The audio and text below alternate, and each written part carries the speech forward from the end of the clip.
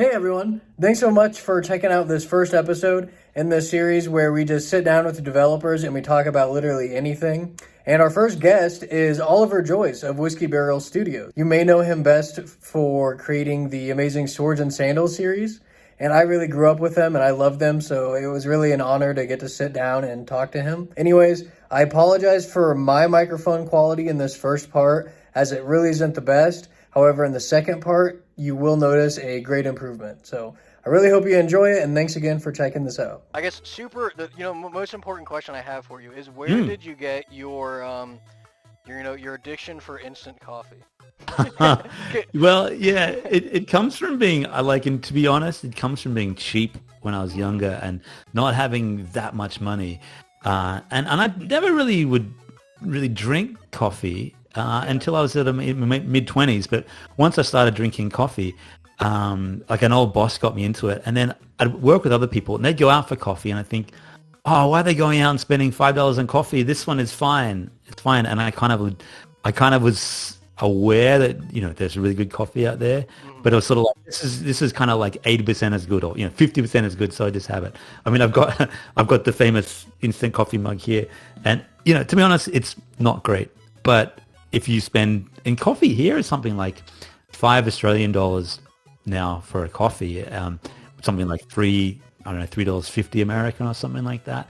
So it's if you did it every day, it becomes a bit expensive. You know what I mean? So I think it's kind of like in my philosophy for a lot of things in life is close enough is good enough, and it's not as good as real coffee, but it's the spot. It does what it's supposed to do, even if you know that it's ostensibly kind of terrible as well.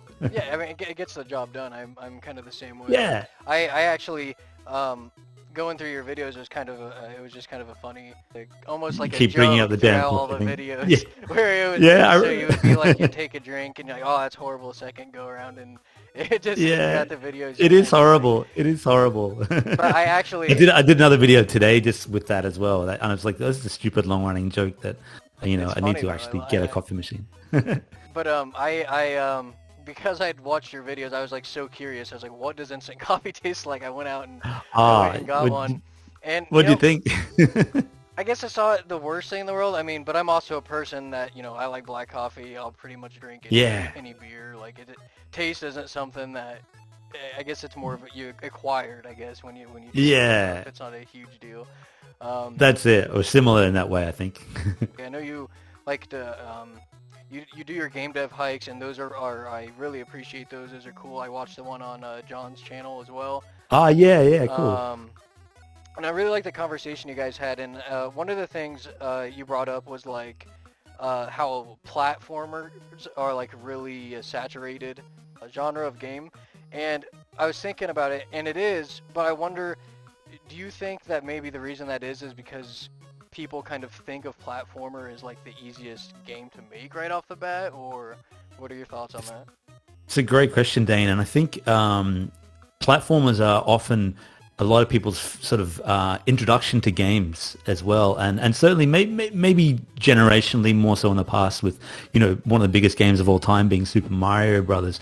And a lot of people will sort of make the games they liked, or remake the games they liked in their youth.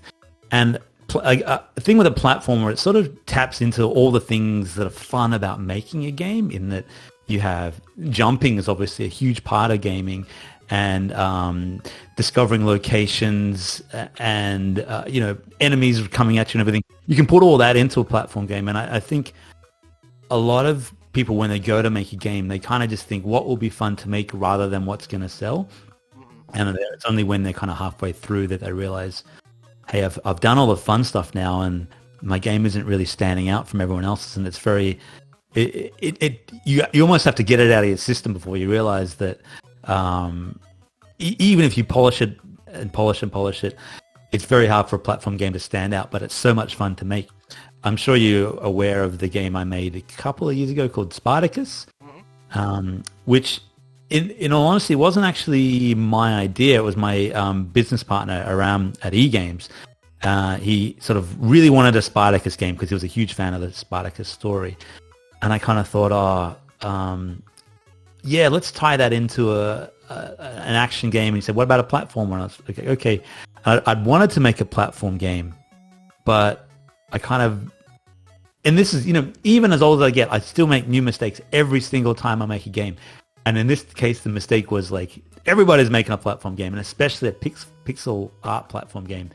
And I made it as best I could, but in the end, if you were to ask me what stands out about this game, nothing stood out about it. So it didn't sell very well because as well made as it might have been, and it had some bugs as well, but it was really hard to sort of have that elevator pitch of, why is your game different? And with platform games, it's almost all of them are similar to each other, so it's much harder to stand out. Yeah, that makes complete sense, and I think it's almost like a noob trap, you could call it, because people think platformers are easy to make, but I think they're one of the hardest things to make right. Yeah, so they are. It's one of those things where people jump in like, oh, I want to make Mario or something that's super easy. All I need is jumping, collectibles, some enemies, and some decent level design, and you're good to go. But in reality, there's like a lot more behind-the-scenes mechanics. Going off of what I was talking about earlier with the game hikes before we got into platformers is, just real quick, I know you said you've had hobbies like you like to build the Legos outside of game development. Yeah. Do you play music as a hobby outside of game development? I used to, and the hobbies really sort of start to fall by the wayside a bit when you have young kids. I'm getting them back a little bit more. Music was always something that I kind of was growing up. My mum put me into piano lessons, and then I was able to play piano for a long time. You can see this keyboard behind me. It's about the sort of 5th or 6th keyboard that I've owned over the years.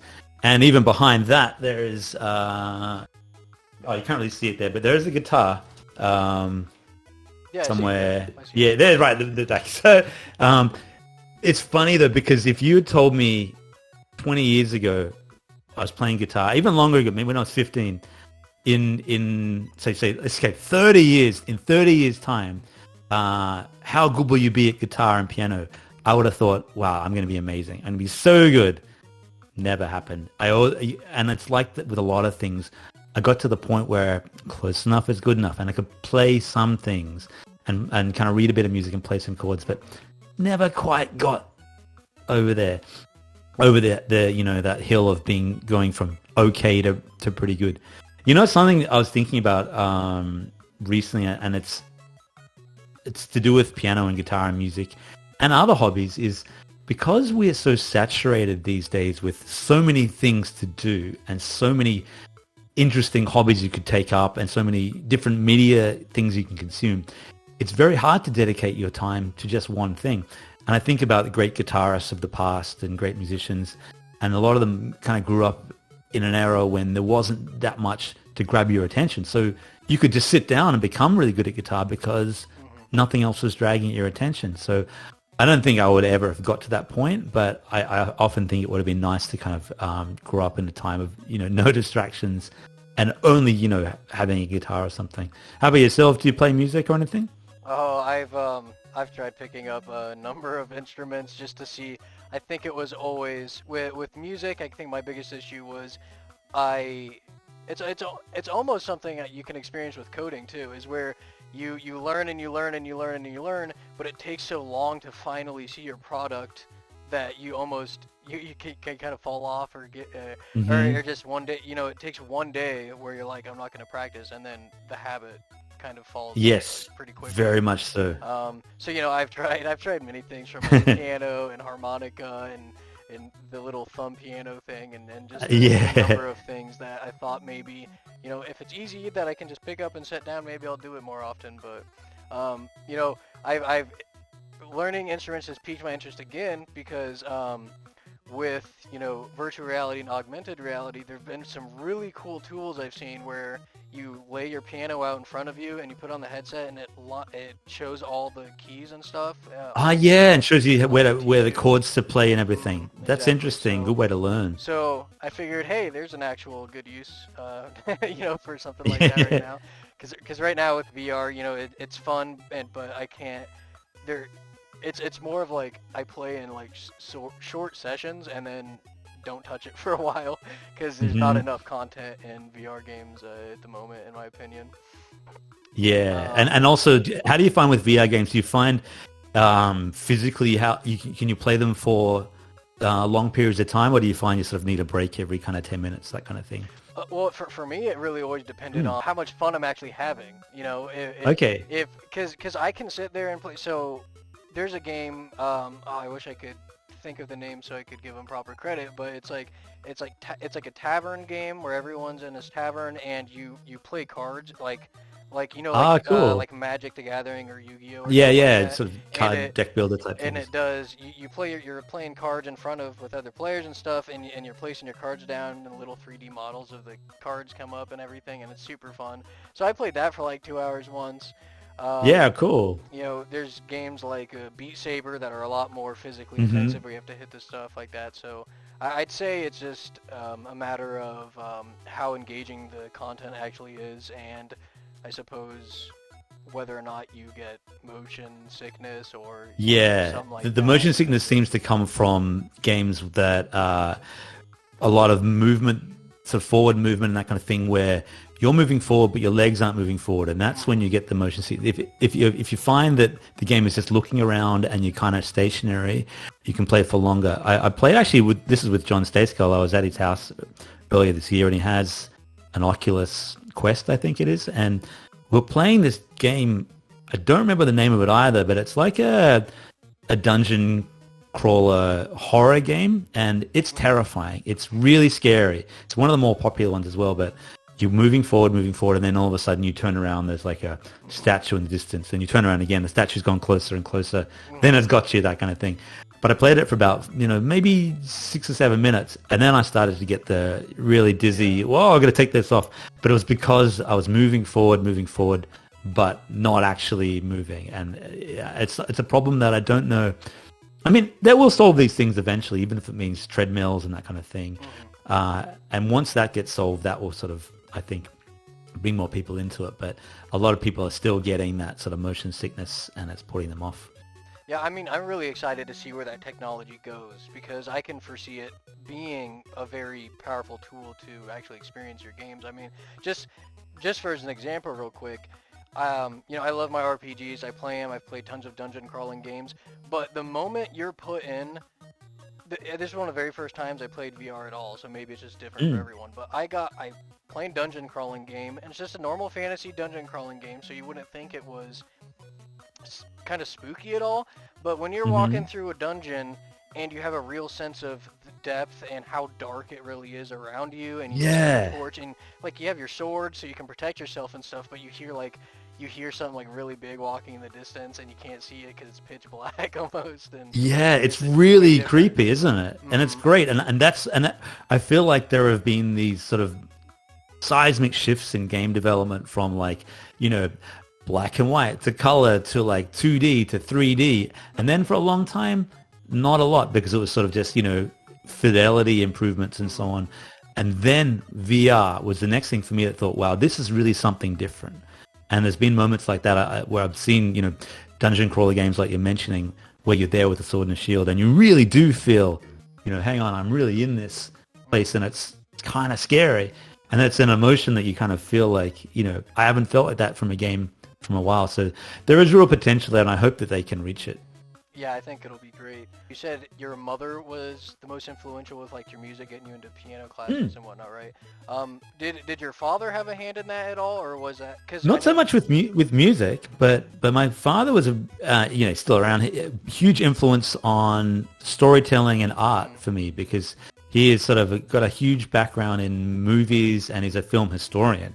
So he very much introduced me to all the old, classic, the Swords and Sandals kind of movies, which is, as you might know, is a genre of film, which is like the sort of old biblical epics and that kind of thing. And he got me into Sinbad and the Ray Harryhausen films and all this sort of stuff that was an influence on my own creativity. And he also very much was an artist and drew. Not a great artist, but he was always drawing, and I think that kind of influenced my own style. So I owe a lot to both of them, I think, from my mother. Actually is very much work ethic. She's not super creative, but has a great work ethic. And I think you combine the two sort of, and that's, we are often products of our parents, for better or worse. And we take a lot of their traits, and I think I got, the good parts of those from both of them. Well, and that's really good because just going off on a tangent real quick, work ethic is extremely huge if anyone wants to,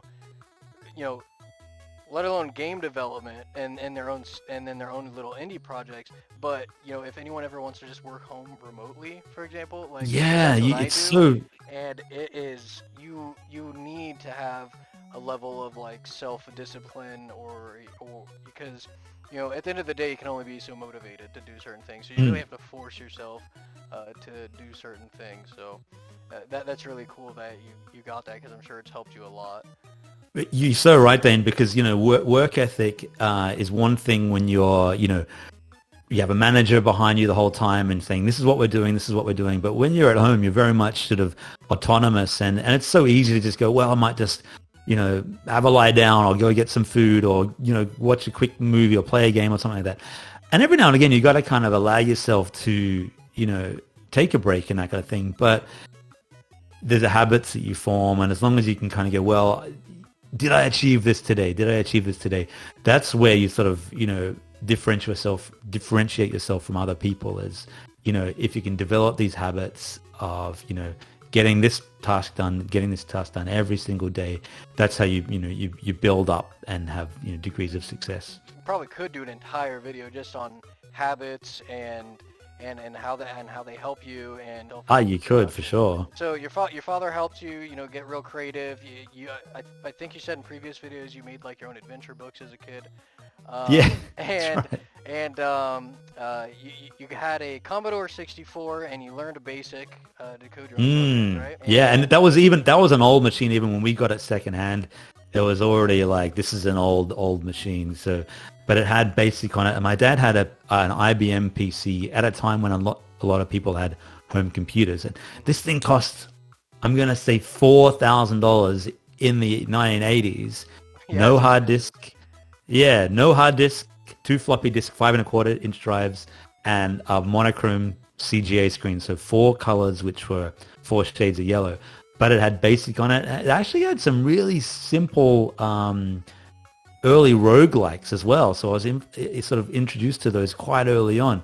And BASIC, for some reason, a friend had a book on BASIC, and my dad had, the computer came with these big, heavy manuals, and one of them was a BASIC manual. So for some reason, I know you're a kid, you just flip through these things, and that kind of stuck with me, and so I'd slowly pieced together some basic programming through those books.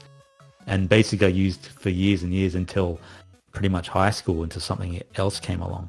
Were you hooked on games at that point, or were you just kind of dabbling at that point?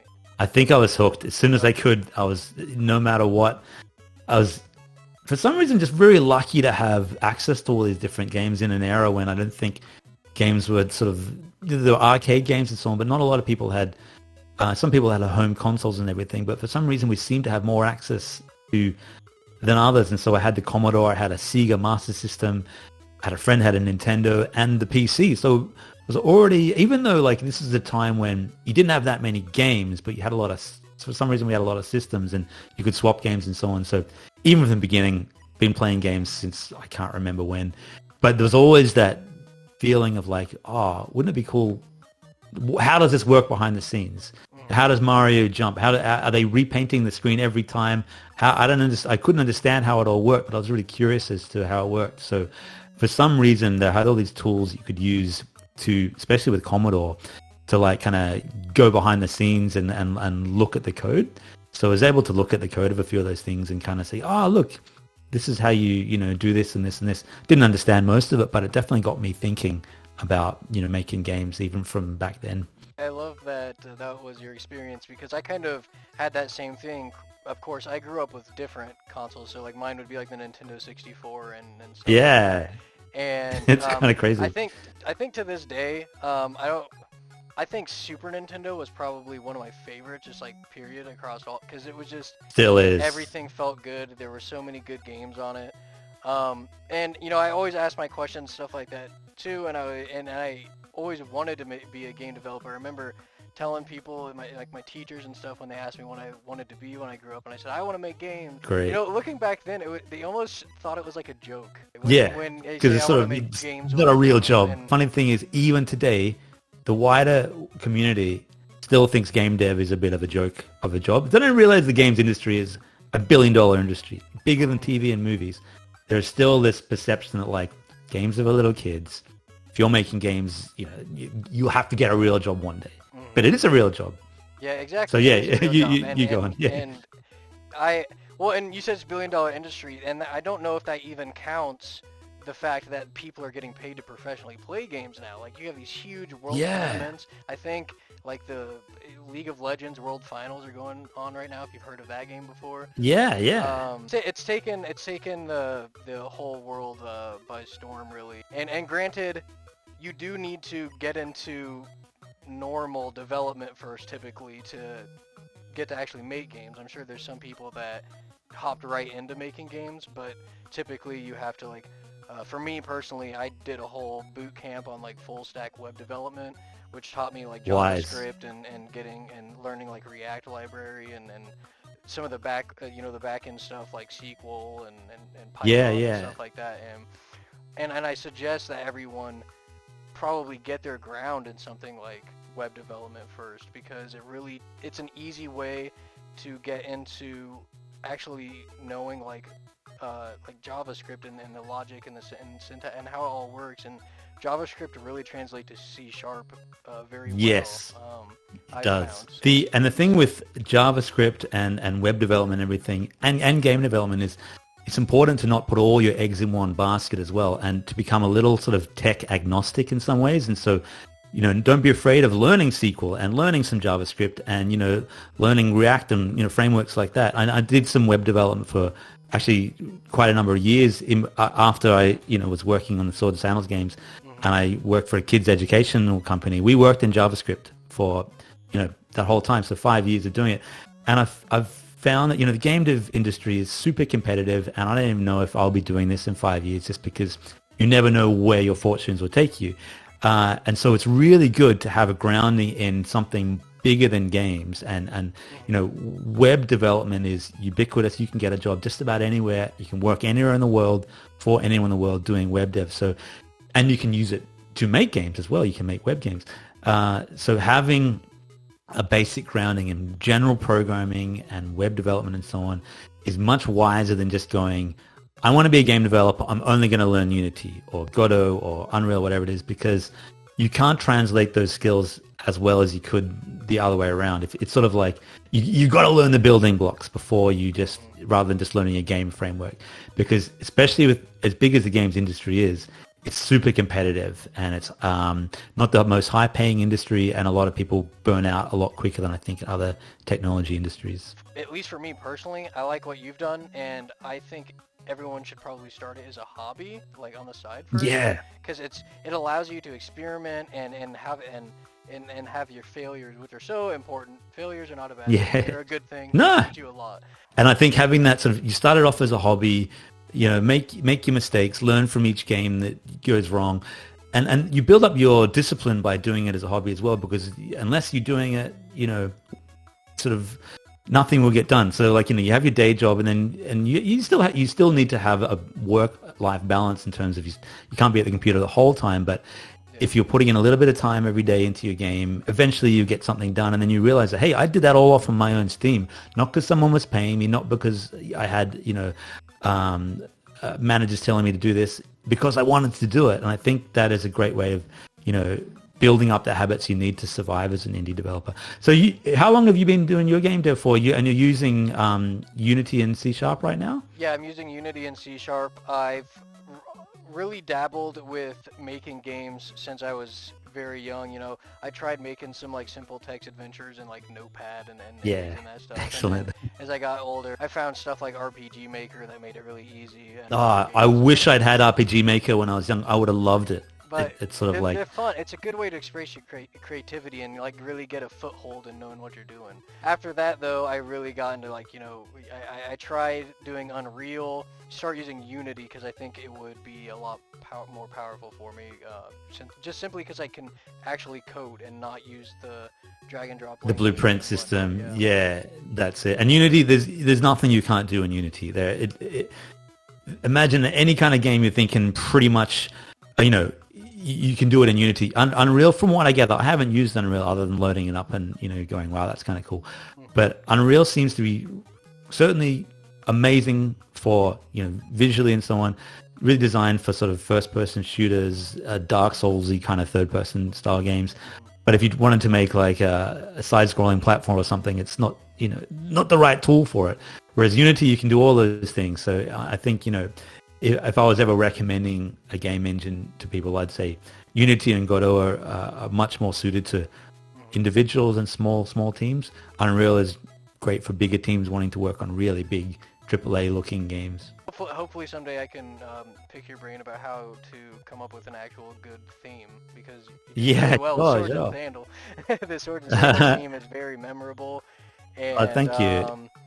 I gotta say, it's hard. Like, it's hard to come up. Like, I haven't come up with anything else since, so I'm still waiting for that second good idea.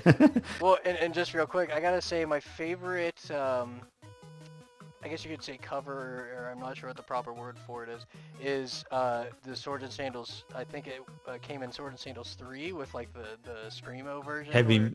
Yeah. I really love that one a lot. That was amazing.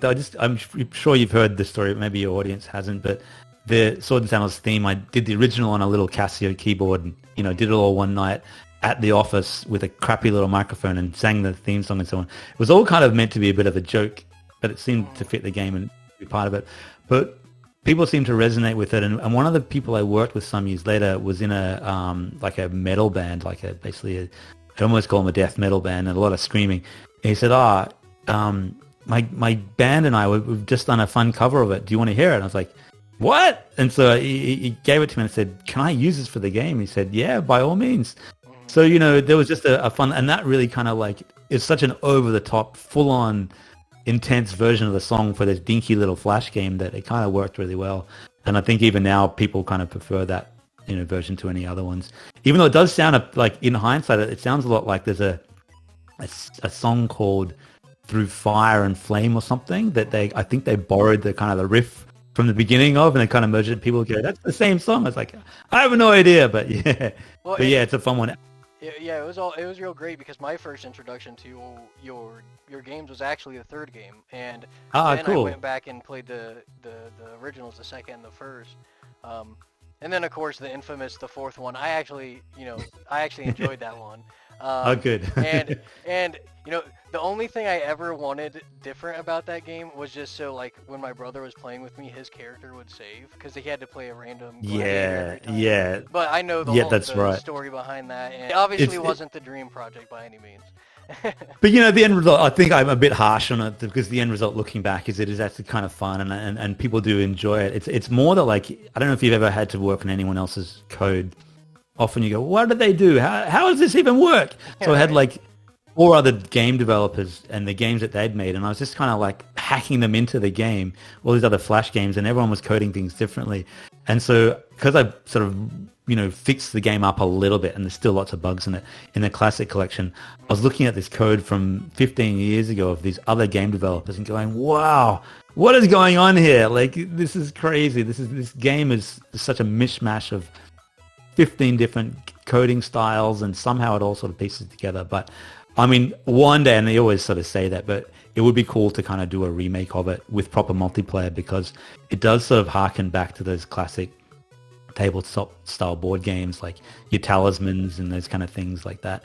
And I think there's something fun about that. And there's still not that many kind of like sit down board game style RPGs out there that, with mini games and party games. I know there's a game that was really popular recently that sort of tapped into it. I've forgotten the name of it, but we all had to, it's like a game, so you all had to run, and everyone gets eliminated and then eliminated until they get to the first thing. But weird tangent. But yeah, I think, I always say, yeah, I'll remake that one day, and then I look at the original code and go, oh, well, maybe not. Yeah, right.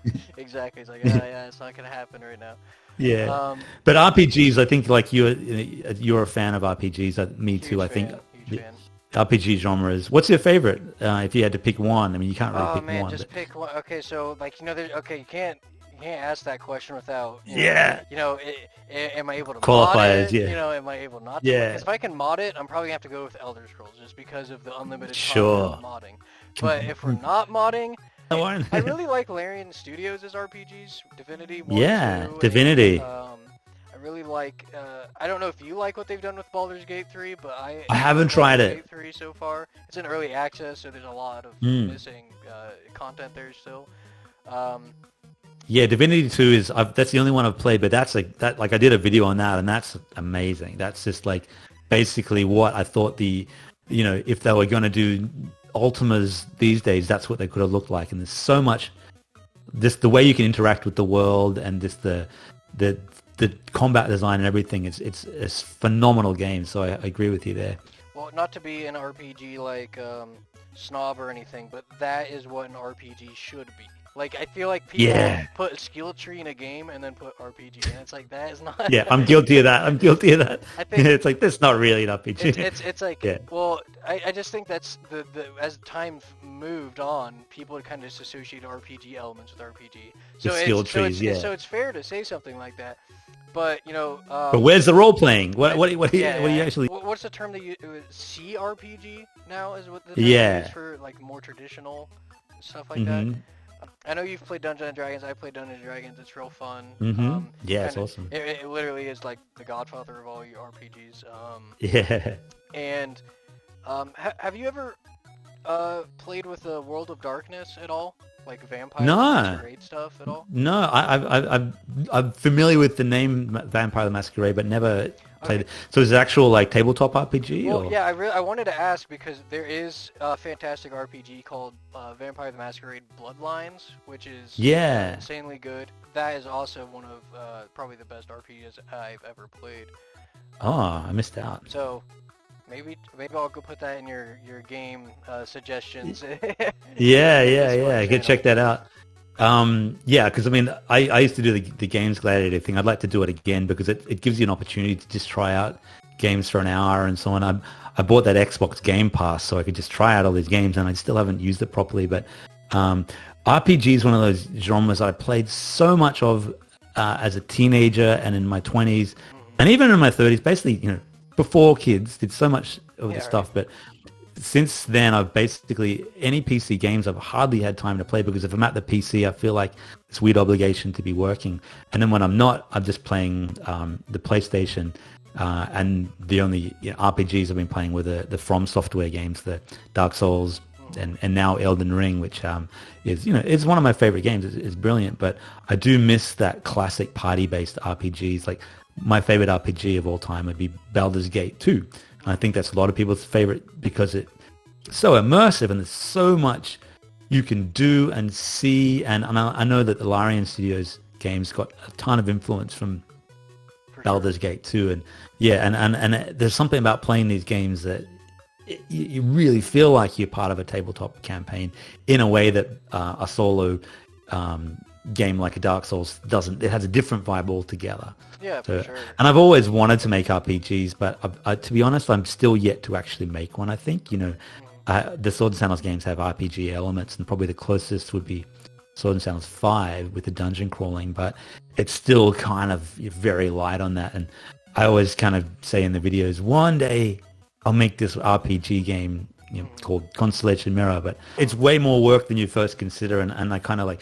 Actually, when we're after this video, I'll send you a link to a design document that I've done for this Constellation Mirror game. It's probably about 90 pages long, and it's just the beginning of it. And even going back to it, it's like, man, how am I ever going to make this? So it's one of those games that I think I would make if I ever became independently wealthy, where it's like you're making games because you want to, but you don't have to do anything. If there was no sort of financial motivations or anything, I probably would sit down over the years and probably bring on one or two other people to kind of go, let's make quests together and, do that kind of thing, because it does require a lot more. Have you ever heard of a game called Skald, Skald. It's in development right now by a guy from Norway, and it's the closest thing I've seen to the kind of game that I wanted to make. But he's on Twitter right now, and I'm really closely watching this game. It's called Skald Against the Black Priority, but it's basically like a classic Ultima style retro game, but it's getting a lot of buzz, and it's got a big publisher and everything. So I feel like if that succeeds, it's almost like proof that, like, hey, there is still a market for this, and you can have success. Yeah. And what we're talking about with platforming games before, just quickly, it's easy to make a platform game. It's hard to make a good platform game. It's also a really great way to learn game dev, because you're having to learn all the systems and physics and getting the jump just right and the enemy projectiles and collisions and everything. So one of the reasons I think people make platform games is because it teaches you all the different techniques. So I reckon it's a great first game to make if you just wanted to learn the craft. So stick with it and, put it out there on itch and get feedback. And, the only thing is, like, people sometimes put it out there and think it's going to be this big success, but, but I think it's definitely not a bad genre to learn the craft with. Well, because it really, like, you asked me what kind of game I wanted to make, and it's kind of really hard to, like, if I'm being, like, in a dream world, RPG, of course. I love RPGs. But, you really got to think about, like you said before, the market is, like, is incredibly competitive, and you got to think about where are you going to stand out, what can you bring, whether are you going to have an insanely amazing story, are you going to have, like, incredible graphic, like, there's got to be somewhere where you separate yourself from the rest of the herd, basically. That's right. And I think the place where you can get away with being a little kind of like, not going too far out of your way is, I think, the mobile market. Go look at the top of, like, the Apple Store, and it's, like, the most basic, like, it's just stickmen running around or something. Yeah. Like, so you just need people to make just want that 2 minutes of.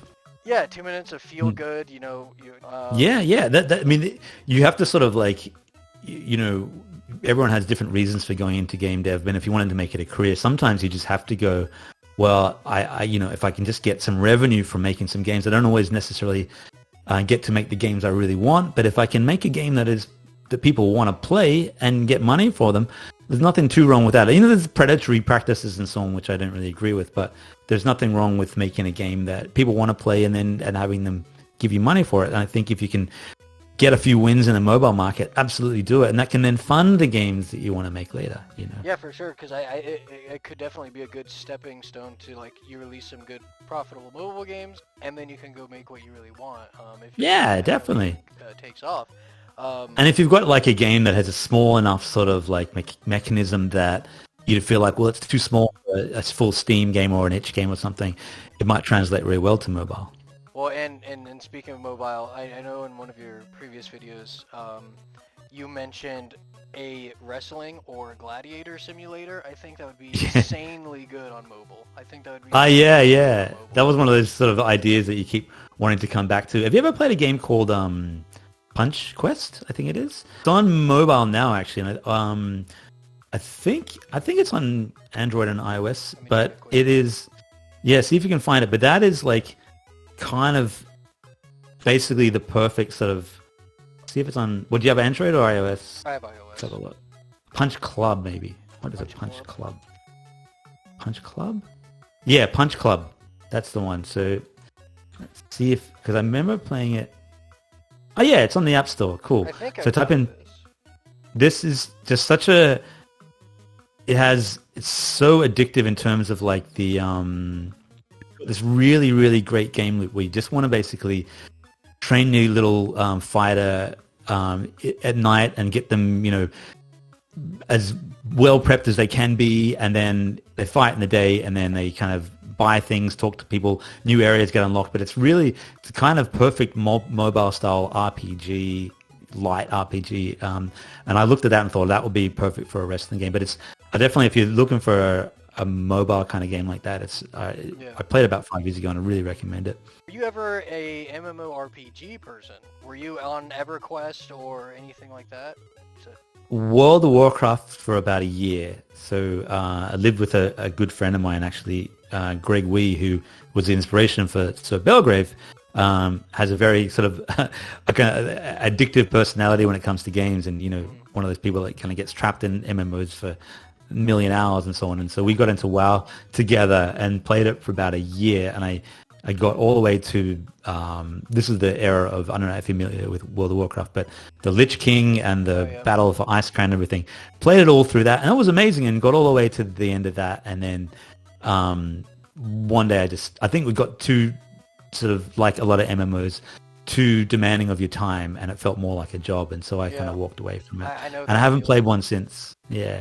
Have you played Have you played the Elder Scrolls one? That's quite popular. And oh, I've played it a little bit, but like it's just one of those things where you go into it, you expect Elder Scrolls, and it doesn't necessarily feel like it's not quite. Yeah, because you have to sacrifice a lot of what is Elder Scrolls to make it MMORPG.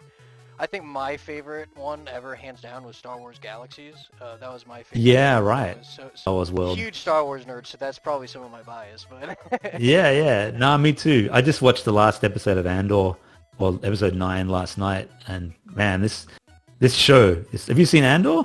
I've seen a couple. I think I've seen one episode of it, and I enjoyed the vibe of it in a way. But what have your thoughts been on it? Just give it a bit of time as well, because it starts off the first couple of episodes kind of slow. It builds up. I feel like this is the best Star Wars since the originals, just because it really brings a feeling of the Empire is scary and oppressive and fascist and everywhere. And it shows this side of Star Wars that feels so different to the sort of the more Disney-fied Star Wars that we've been seeing a lot lately. There's no Jedis, there's no quirky, comical, fun aliens and everything. It's just this dark, prison planets and rebellions, and I'm fascinated by it, and I think a lot of people are really enjoying this kind of grown up. I loved Rogue One. That was a phenomenal. Yeah. Okay. Cool. Me too. And so if you like Rogue One, that's the one. Yeah, and I think Andor is gonna be great. I just loved about what they did with the Mandalorian. I'm gonna say spoiler alert, but if you haven't watched it at this point, it's not a big deal. But yeah, it's like, well, yeah. I think it is fantastic how they showed the power difference between like Luke Skywalker and these guys that are struggling so hard against these dark troopers and stuff. Yeah, and then he walks in and just like just mows them all down. And because you constantly see Jedis in all the movies and Sith, and you don't really realize how. Yeah, you never realize how strong they are until you make them absent and then bring them in later with that. Yeah, kind of just mows them down. So by the same token, there's an episode in Andor where they're planning this sort of heist on an Imperial base. And you haven't seen any stormtroopers at this stage, and he's basically low-level kind of, Imperial cronies in uniforms. And then they're kind of walking along this hill, and then a lone TIE fighter kind of screams over them, and it's big and loud, and you just get this feeling that, like, whoa, that's scary to just a regular person. Because we're used to seeing TIE fighters as kind of jokes that, get blown up everywhere you see them. But when you see one in this, it's like, this is a big, scary spaceship with lasers that, compared to a regular person, is something to be terrified of. And it makes that screaming noise, and it really gives you this feeling of, degrees of power. Jedis and Darth Vader and so on at the very top, and then your average person struggling against the Empire right at the bottom. And I really like that feeling about it, of the feeling of helplessness. And that's why Rogue One was so cool to me, is sort of like they had that, anyone can, you can try, but it's very hard to take on a whole empire. Yeah, I mean, and even in Rogue One, they showed, there can be skilled people in the rebellion, and they're still regular people, but they're skilled, and they go in, they steal these plans, they escape the Empire, but when they get to the very end of it, everyone dies regardless. Yeah, and then that's right. Of course, you can't bring up Rogue One without talking about the cool Darth Vader scene at the end where he just takes them all. Wow, that was so good. That was so cool, because it was just another one of those scenes where it showed just the complete difference between the average person in that universe and Force users are just insanely terrifying. I mean, just real quick, when did you meet John Stace? Okay, yeah. So John and I worked together at the old company, which I never say the name of because many reasons. Yeah. But that's kind of like Voldemort.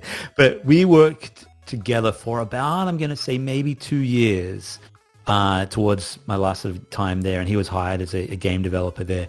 And even just from the first kind of sort of night out where we kind of all went out for drinks after work, we started talking Castlevania and kung fu movies and all this stuff. Like, wow, we have a lot in common. And then we started talking about games and making games and our own sort of like outside of work game dev journeys we wanted to go on, because at that time we were only making games for the company and we hadn't done any independent work for ourselves. And so we've talked about many times over the years of kind of working together on something. It may happen one day, it may not, but because he's actually working for a kids educational company at the moment, that we worked again together at this other place. So we've worked together in 2 different places, but because he spends a lot of his time there and then does his game dev on the side and then does the YouTube channel, I think it's very hard to sort of coordinate working together on one project. But really, I think he's like a thinking man's game developer. He's very knowledgeable and likes to talk about the sort of philosophy of game dev and that kind of thing. And I think it's been good having a friend, one of 2 friends I have who are game developers. Nobody else in my world sort of understands, what it's like to do game dev and, the intricacies of it and so on. So it's really good just to have someone local in the same city that you can go out for a beer with and talk game ideas and so on. And I'm really that would be pleased. amazing. Yeah, and hopefully you can find someone like that in local to you, because it really does inspire you when you can sit down in person, kind of talk shop and that kind of thing. Every time we kind of make a joke about this, every time we go out, a couple of times a year, we're actually going out on Saturday night as well for a beer, which is randomly enough. But every time we do, we always have a few drinks and come up with the best game idea ever. And then the next week was like, oh, that's not really feasible. We'll have to kind of abandon that. So it really is kind of a hard process coming up with something that's reasonable. And, it has to be reasonable to develop, it has to be profitable, and it has to be something remotely enjoyable to work on. It must be a hard process. And there are so many things that at the time sound like a great idea, but I think the rule of thumb I always keep coming back to is, and it's a good idea to keep kind of notes on the games ideas you come up with, but you might think it's a good idea in one day or in a week, but if you still think it's a good idea in 3 months or 6 months, that might be something there that, it's worth coming back to.